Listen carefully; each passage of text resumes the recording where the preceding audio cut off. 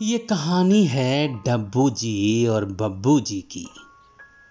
डब्बू जी ने बब्बू जी से पूछा, भाई मोदी जी ये बार बार ईज ऑफ डूइंग बिजनेस कहते रहते हैं।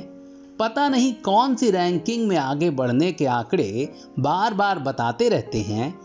आखिर ये ईज ऑफ डूइंग बिजनेस है किस चिड़िया का नाम?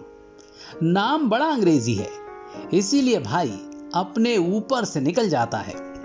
अब बब्बू जी ठहरे बिजनेसमैन। बिजनेसमैन भी ऐसे वैसे नहीं, ठोकर खाए हुए।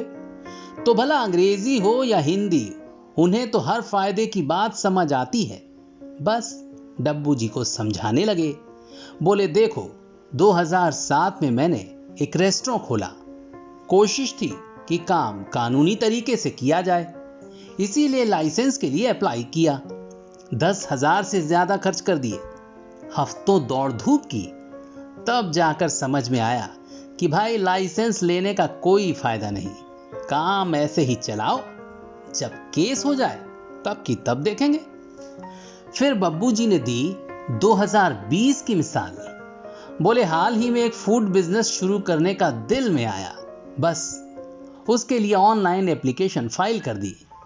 5 साल के लिए सिर्फ 500 रुपए ऑनलाइन फीस गई, कहीं जाना नहीं पड़ा और 3 दिन में ऑनलाइन लाइसेंस घर आ गया, किसी से बात तक नहीं करनी पड़ी। फिर 2003 की आप बीती सुनाने लगे। बोले, तब इंपोर्ट एक्सपोर्ट कोड के लिए अप्लाई किया था। सीए को 5,000 फीस दी, 10,000 घूस में गए और फिर 3 महीने इंतजार के बाद ढेरों डॉक्यूमेंट के साथ कोड इशू हुआ। और आज 2020 में जब मेरे बिजनेस में ढेरों बदलाव आ चुके हैं, पता आदि सब बदल चुका है, तो दोबारा जरूरत पड़ी। मगर इस बार वेबसाइट पर जाकर सारे चेंजेस खुद कर लिए, ऑनलाइन फीस दी और हफ्ते भर में आईईसी कोड हाजिर हो गया। फिर बब्बू जी डब्बू जी से बोले, भैया अब सुनो लेबर सर्टिफिकेट की कहानी। 2014 में लेबर सर्टिफिकेट रिन्यू करवाना था, उसके लिए घूस दी, खूब सरकारी दफ्तरों और दलालों के यहां चक्कर काटे और फिर जाकर कई हफ्तों के बाद पुराने राशन कार्ड के जैसा दिखने वाला लेबर सर्टिफिकेट मिला।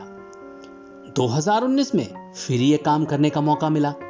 अब नए लेबर के लिए बस निवेश मित्र में ऑनलाइन हो गए, वहां अप्लाई किया और सिर्फ 1 दिन में सर्टिफिकेट हाथ में आ गया, वो भी बिल्कुल टनाटन।